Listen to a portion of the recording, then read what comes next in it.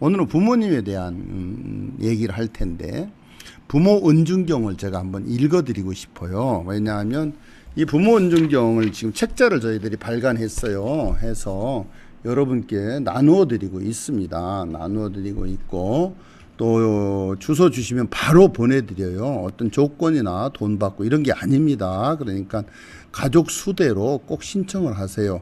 자제분들이 꼭 한번 이건 써봐야 됩니다. 읽고 써봐야 부모님이 얼마나 귀중하고 훌륭한 존재라는 건 아시게 되거든요.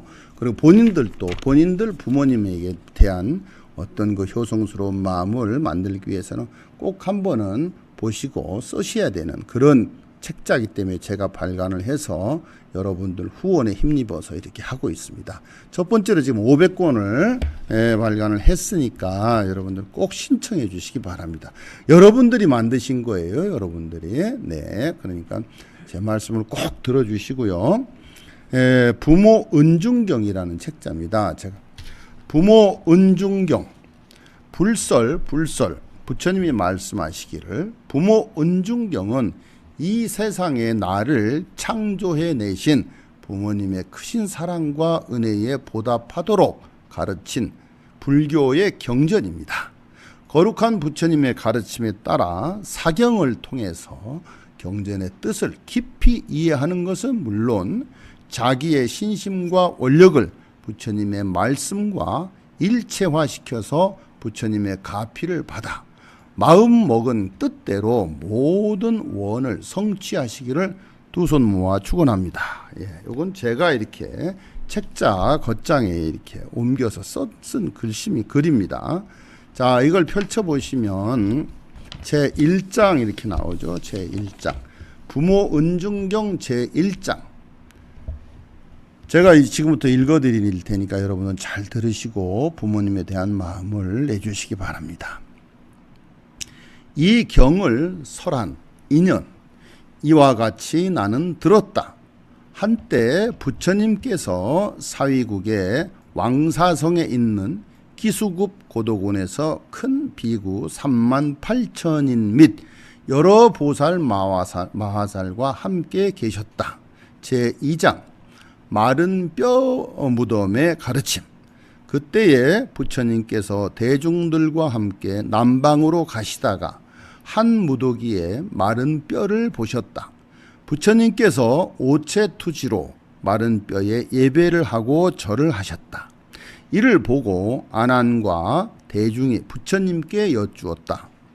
부처님이시여, 열애께서는 삼계의 큰 스승이시며 사생의 자비로운 아버지가 되시며 여러 사람들이 귀의해서 존경하는 분이신데 어찌하여 마른 뼈 무더기에 예배와 절을 하시옵니까? 하니까 부처님께서 아난에게 말씀하시기를 네가 비록 나의 뛰어난 제자이고 출가한 지도 오래되었지만 아직 널리 알지를 못하는 것 같구나. 이 한 무더기의 뼈가 혹시 나의 전생의 오랜 조상이나 부모의 뼈일 수도 있기 때문에 내가 지금 예배를 하는 것이니라.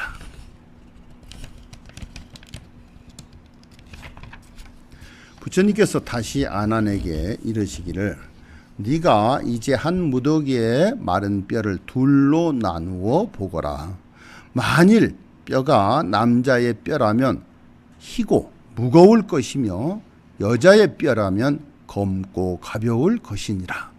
아난은 의문이 풀리지가 않아 부처님께 다시 여쭈었습니다. 부처님이시여, 남자는 이 세상에 살아있을 때 큰 옷을 입고 띠를 두르고 신을 신고 사모로 장식하고 다니기에 남자의 몸인 줄을 압니다.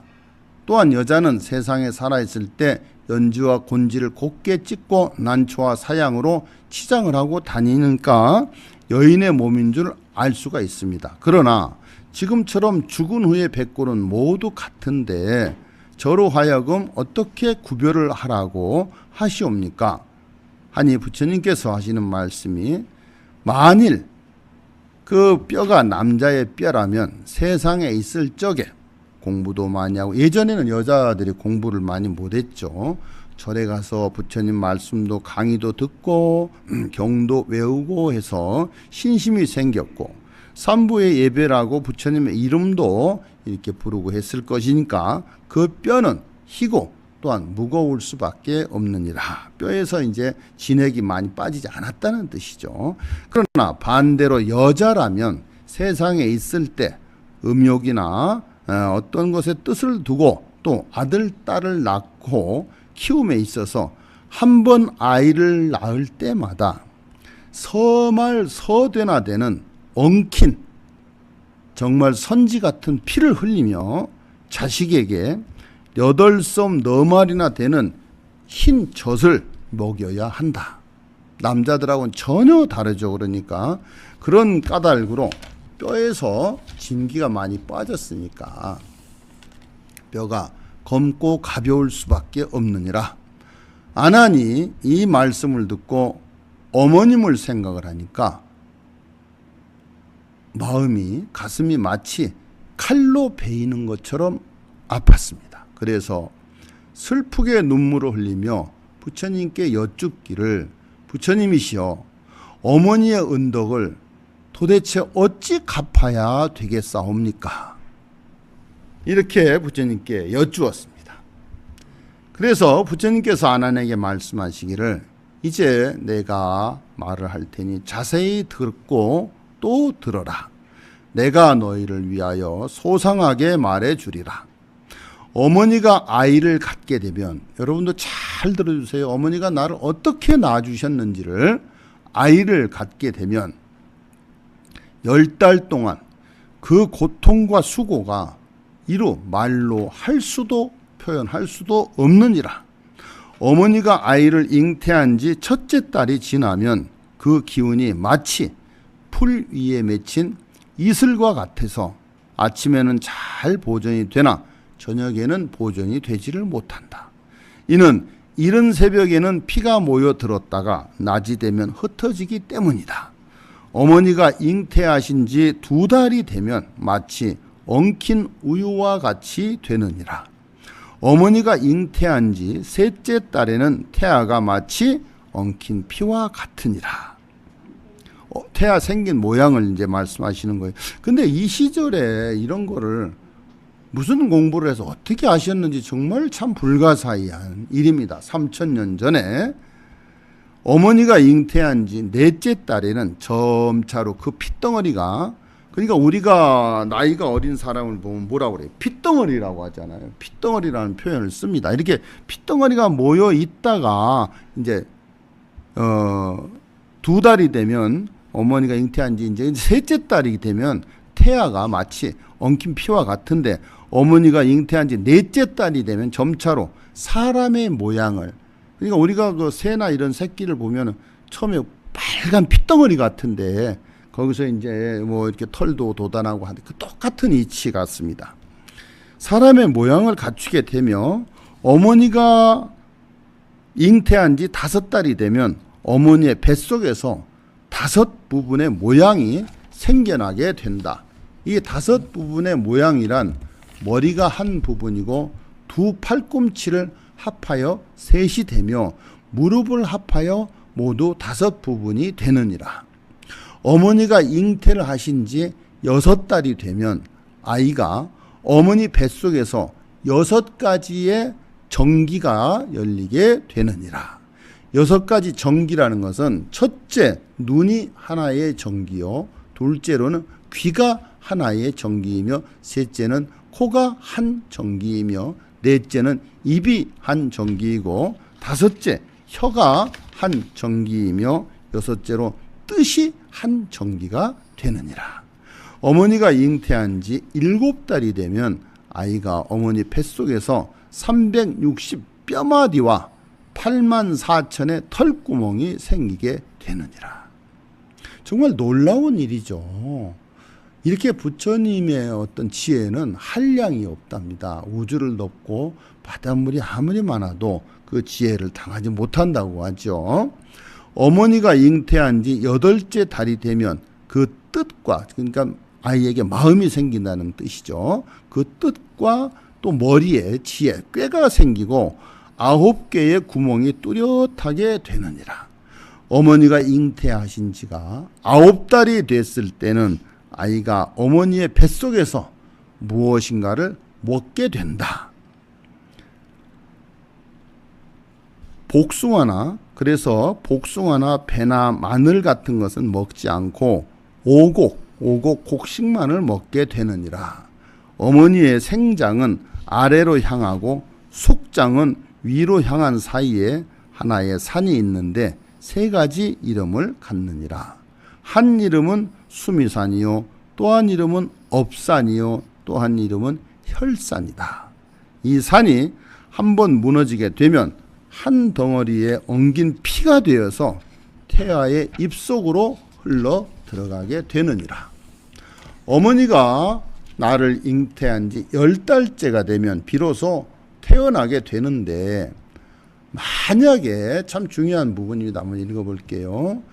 만약에 이 아이가 나서 부모님께 효도를 할 아이 같으면 두 손을 모아서 합장하는 자세로 나온답니다. 여러분들 지금 오신 분들, 그 어머니들 아이 낳을 때 아이가 이렇게 손을 모아서 나오는 거 혹시 보셨어요? 네, 그런답니다. 저는 뭐 나보질 않아서 모르겠습니다만, 합장을 한 모습으로 나오는 아이는 정말 조건이 없이 부모님께 효도하는, 전생에 업이 없는 그런 아이가 나온답니다. 그러므로 어머니의 몸을 상하지 않게 하고, 팔을 벌리거나 거꾸로 나오거나 옆으로 나오거나 하면 어머니가 얼마나 힘들겠습니까? 그래서 요즘은 이제 그런 걸 고려해서 미리 제왕절개를 하는 경우도 있다고 하지 않습니까? 그런데 이렇게 효순하는 아이가 나올 때는 손을 이렇게 가지런히 모아서 이렇게 나오기 때문에 어머니를 고통스럽게 하지 않는, 나오면서부터 효도를 한다는 하나의 뜻이 됩니다. 그러나 만약 5억 7죄의 그 어떤 죄를 범하는 자식이 태어날라 치면 어머니의 아기 집을 찢어 놓기도 하고, 손으로는 어머니의 심장이나 간을 움켜쥘 수도 있고, 다리로는 어머니의 엉덩이 뼈를 밟아서 어머니로 하여금 마치 1000개의 칼로 쑤시며 1만 개의 송곳으로 심장을 쑤시는 것처럼 고통을 주면서 나오는 경우도 있답니다. 이처럼 고난을 주고 이 몸 받아 생을 얻었음에도 그 위에 오히려 10가지 은혜가 있다 그랬어요. 그러니까 우리가 이렇게 아이를 낳아보면 이런 걸 알게 되잖아요. 그래서 아이가 나올 때 속을 썩이고 나를 고통스럽게 했으면 그 아이를 잘못 기르면 정말 큰 업이 되기 때문에 그런 아이는 더 이렇게 뭐랄까 마음을 쓰고 신경을 쓰고 또 조금 엄하게 해서 함부로 자라지 않도록 할 수 있는, 그걸 미리 알아차릴 수 있는 좋은 이게 하나의 방법입니다. 자, 제4장에서 이제는 그 낳았으니까 낳아주시고 길러주신 은혜에 대해서 말씀을 드리겠습니다. 첫째, 아이를 잉태하여 지키고 보호해 주시는 그 은혜. 여러 거듭하여 온 무거운 인연으로 금생에 다시 와서 모태에 들었으니까 날이 지나고 달이 지나서 오장이 생겨나고 7달이 되어서 육정이 열리고 한 몸뚱이 무겁기가 마치 태산과 같고, 가고 오는 몸놀림의 바람과 재앙을 조심하게 되며 좋고 좋은 비단옷 모두 다 입지 않고 매일 단장하던 거울에는 티끌만 묻었네.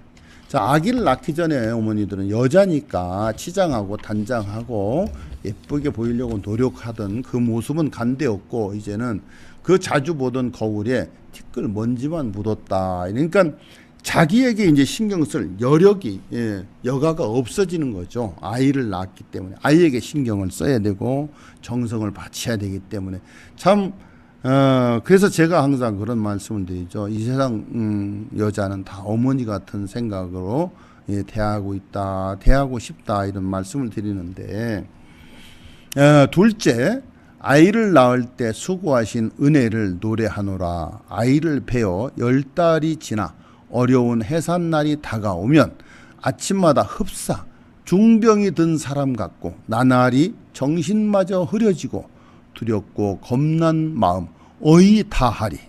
근심 짓는 눈물은 흉금을 채우고 슬픈 빛을 띄우고 주위에 하는 말 이러다가 이 사람이 죽지 않나 겁이 난다 그랬습니다. 자, 셋째로 자식을 낳고 모든 근심을 잊어버리시는 은혜를 노래하는데 여기에서는 자비로운 어머니 그대 낳은 날 오장이 모두 열려 벌어진 듯 몸과 마음이 함께 까무러쳤고 피를 흘려놓은 것이 양을 잡은 듯하네. 양을 한 마리 만약에 잡아놓는다면 그 피를 얼마나 흘리겠습니까? 그렇듯이 어머니가 나를 낳을 때 흘린 피는 그렇게 어마어마한 피를 흘리시게 된다는 뜻입니다. 낳은 아이가 건강하다는 말 한마디 듣고 그 환희가 어마어마한, 그러니까 자기가 아픈 건 생각 안 해요. 아이가 건강한 아이가 나왔습니다. 이 한마디에 그만 10달 동안의 고통이 눈 녹듯이 사라진다는 이 어마어마한 어머니의 사랑을 말씀하시는 거예요.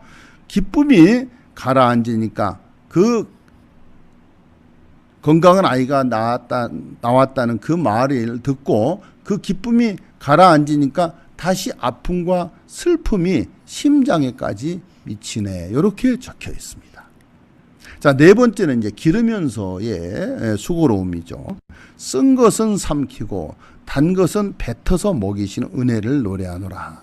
우리가 옛말에 왜 입에 쓴 것이 몸에 약이 된다 이런 말이 있는데 이것은 여기에 쓴 것은 그것을 가리키는 게 아니고 그러니까는 뭐 딱딱하고 이렇게 좀 뭐랄까 먹기 힘든 것은 어머니가 먹고 부드럽고 먹기 좋은 영양가 많은 것은 아이에게 먹인다는 그런 뜻으로 적습니다. 무겁고도 깊으신 부모님 은혜를 베푸시고 사랑하심이 한때도 단 한시도 단 1초도 변치 않고 좋은 것은 다 뱉어서 아이를 먹이고 우리가 짐승도 보면은 왜 입으로 이렇게 씹어서 먹이듯이 옛날에는 다 부모님들이 씹어서 아이들에게 이렇게 먹였습니다. 지금은 그렇게 하면 큰일 나죠.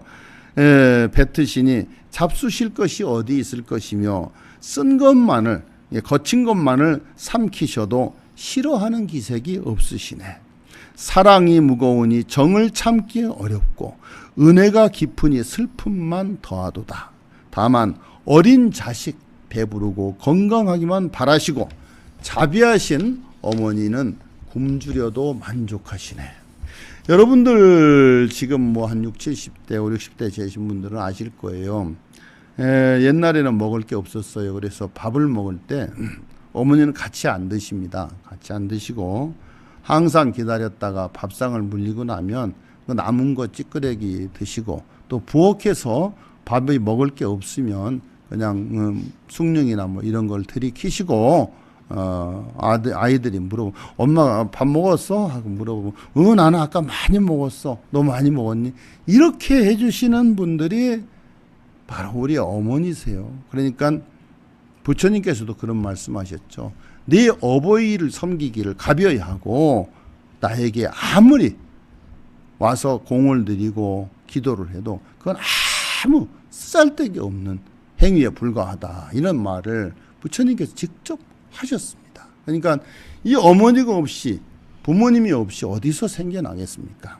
자꾸 어머니를 강조하게 되는데 그건 왜냐하면 이 세상의 자연 생태계가 모든 수컷들은 씨를 뿌리고 가는 역할을 하는 거지 기르고 이렇게 먹이고 아이를 훈육하고 하는 거는 다 암컷 즉 여자들이 하는 몫이에요. 그러니까 어머니를 자꾸 강조하게 되는 겁니다. 그러니까 오해 없으시기 바랍니다. 아버지들은. 자, 다섯째, 마른 자리는 아이를 누이시고 젖은 자리는 바로 당신 어머니가 누우시는 어머니 은혜를 노래한다 그랬어요. 어머니 당신은 젖은 자리에 누우시고 아이는 안아서 마른 자리에 누이시네. 두 젖으로는 목마름을 채워주시고 고운 옷소매로는 찬바람이 들어오는 것을 막아주시네. 아이 걱정에 밤잠을 설치셔도 아이의 재롱으로 그 잠이 설친 잠이 간데없고 기쁨만이 다하시고 오직 하나 오직 하나입니다. 아이를 편하게 하시고 자비하신 어머니는 불편도 마다하지 않으시네. 자, 저도 어렸을 때 제가 한 5-6살 됐을 때 교통사고가 사실 났었어요. 그래서 소금을 한 7-80가마 실은 그 트럭에 누나하고 이렇게 이모 신부름을 가다가 트럭이 내리막길에서 내려오는데 제가 탁 뿌리치고 어려서도 개구졌나 봐요. 그걸 질러서 뛰다가 그 트럭이 이렇게 저를 탁 쳤는데 제가 바퀴에 탁 껴 있었답니다. 그러니까 누나는 기절해버리고 사람들은 아무도 없고 한데 이제 운전기사도 내려오질 않더래요. 이제 죽었다고 생각을 했겠죠. 예. 내려오질 않고 있다가 한참 있다가 이제 다리가 풀려서 내려오겠습니까? 내려와서 보니까 제가 이렇게 멀쩡하더래요. 멀쩡하고 생글생글 웃고 있더래요. 그래서 기사 아저씨가 이제 얘기를 걸으니까 집까지 잘 가르쳐줘서 그 기사 아저씨가 나를 안고 집에까지 데리고 온 거예요. 근데 집에서는 깜짝 놀랐죠. 얘가 그 이사님이 뭐라고 했는지는 몰라도 하여튼 차에 이렇게 연관을 해서 제가 이렇게 데리고 왔다고 하셨겠죠. 그러니까 이제 어머니는 저를 받았는데, 그리고 이제 먹을 거 과자를 잔뜩 사들고 왔더랍니다, 기사가. 그리고 이제 그분은 가셨고 그날 밤부터 이제 제가 거의 죽음 직전으로 들어가더래요. 그래서 이제 놀래서 공주 도립병원, 그때는 도립병원, 지금 뭐 시립병원으로, 도립병원에 어머니가 이제 아버지하고 친구들이 저를 데리고 갔는데, 이제 검사를 해보니까 안에서 이제 말하자면 내장 쪽에서 출혈이 생긴 거예요. 그러니까 이제 깜빡 죽어가죠. 그런 날을 어머니가 이제 가족들한테 들은 얘기예요. 꼬박 정말 나을 때까지 거의 미동을 안 하시고 무릎에 이렇게 저를 뉘어가지고 병 간호를 해주셨답니다. 세상 어머니가 다 그래요. 이해가 가시죠? 이게 어머니들이에요. 여러분도 어머니시고 또 여기 아버지도 앉아 계시는데 세상 어머니들이 바로 신 중에 신입니다. 네. 그런 신이 없으세요. 네. 제가 그걸 지금도 그 얘기 들은 걸 하나도 까먹지 않고 기억을 하고 있어요. 네. 그렇게 해서 저를 이렇게 살려주셨는데 바로 그런 부분을 지금 말씀하고 계시는 거죠. 6번째, 젖을 먹여 길러주신 은혜를 노래하노라. 어머니의 깊은 은혜 땅과도 같고 아버지의 높은 은혜는 하늘과 같네. 그래서 건곤 그렇습니다. 아버지를 하늘이라 하고 어머니를 땅이라 하죠. 하늘만 있어도 세상이 지탱이 안 되고 땅만 있어도 세상이 지탱이 안 되는 거예요. 그러니까 건곤 똑같은 은혜라고 생각을 하시면 됩니다. 깊고 깊은 마음 땅과 같고 높은 마음은 하늘과 같아서 어머니 마음이 그러하고 아버지 마음이 그러하네. 두 눈이 없다 해도 좋아하는 마음 끝이 없고 손발이 불구자라 해도 귀여워하시고 어여뻐 하시네. 내 몸속에서 키워 낳으신 까닭에 온종일 아끼시며 사랑을 하시네. 자, 7번째로 넘어갑니다. 7번째. 깨끗하지 못한 것을 씻어주시는 은혜를 노래하노라. 아름답던 어머니의 옛 얼굴, 아리따운 그 모습, 소담하신 몸매, 푸른 눈썹은 버들잎을 가른 듯 버들빛을 가른 듯 붉은 두 뺨은 연꽃빛을 아는 듯 은혜가 더할수록 그 모습은 야위어만 가고 더러운 것을 씻기다 보니 이마에는 주름만 하나둘씩 자꾸 늘어나네. 아들, 딸 생각하는 가엾은 이 노고 어머니의 얼굴이 저렇게 변하고 계시네. 이렇게 노래를 하고 있습니다.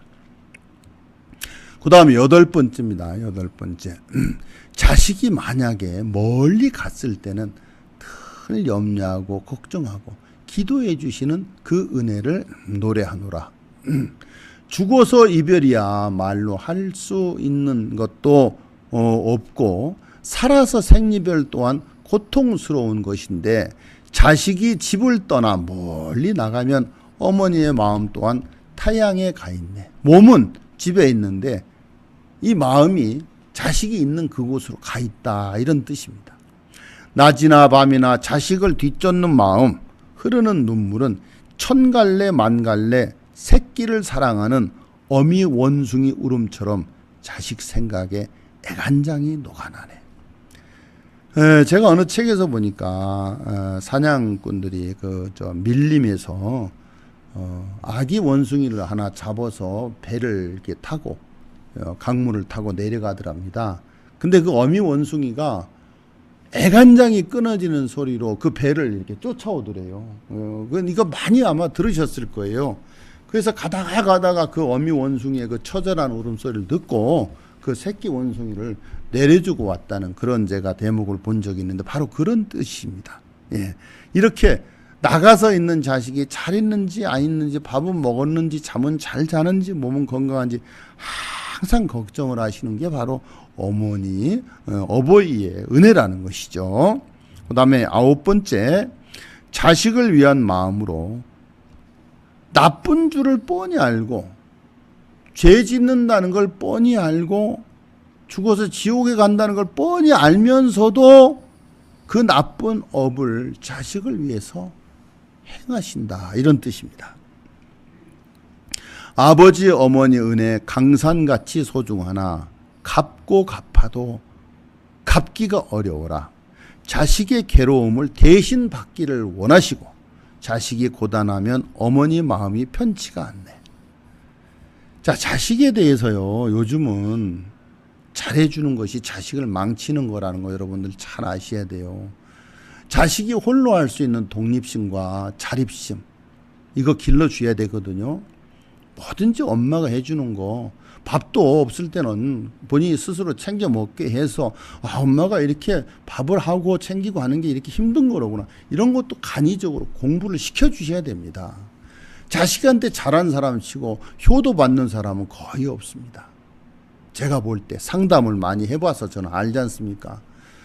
정말 금지옥 여부로 죽자 사자 기른 자식은 나중에 속을 썩이는 경우가 너무 많으니까 여러분들께서도 이 대목은 참 생각을 해보셔야 되는 대목이라고 봅니다. 그래서 자식이 먼 길을 떠난다는 말을 들으시면 가는 길에 밤새 추위가 실로 걱정이 돼서 옷을 바리바리 싸서 입히고 들려주시고, 아들 딸의 잠깐의 고생도 어머니는 오랫동안 마음에 남아서 가슴을 졸이고 후벼파게 되는 겁니다. 10번째, 끝없는 자식 사랑으로 애태우시는 은혜를 노래하는데, 깊고 무거운 부모님의 크신 은혜, 베푸시는 큰 사랑, 잠시도 그칠 새가 없네. 앉으나 일어서나 마음을 놓지 않고 멀거나 가깝거나 항상 함께 하시네. 어머님 연세가 100세가 되어도 80이 된 자식을 항상 걱정하시네. 부모님의 이 사랑 언제 끊어지 오리까? 이 목숨 다할 때까지 아마 미칠 것이옵니다. 이렇게 마무리를 하고 있습니다. 부모님의 공덕을 10가지 제가 말씀을 드렸는데, 제가 이걸 지금 읽으면서 말씀드리는 이유가 꼭 한번 여러분도 여러분의 부모님에 대한 은혜를 생각하시라는 의미에서 읽고, 지금 여기 보면 흐립니다. 이게 굉장히 흐린 것은 직접 쓰시라고 이렇게 흐리게 일부러 만드는 거예요. 그래서 제가 지금 연필을 들고 있죠. 연필로 한 번, 볼펜으로 한 번, 사인펜으로 한 번, 이렇게 3번 정도 쓰실 수가 있고, 초등학교만 다녀도 아이들이 이걸 한번 무슨 뜻인지를 몰라도 괜찮아요. 뇌 속으로는 그게 다 흡수가 됩니다. 하드웨어에 저장이 되니까 그렇게 해서 한 번씩 쓰게 하고, 또 어머니가 같이 이렇게 공부할 때 쓸 때 읽어주면서 또 이런 부분 설명도 해주시고 해서 아이들을 정말 참교육을 한번 시켜주신다면 아마 엄청난 효과가 있을 거라고 저는 확신합니다. 네. 그래서 우리가 그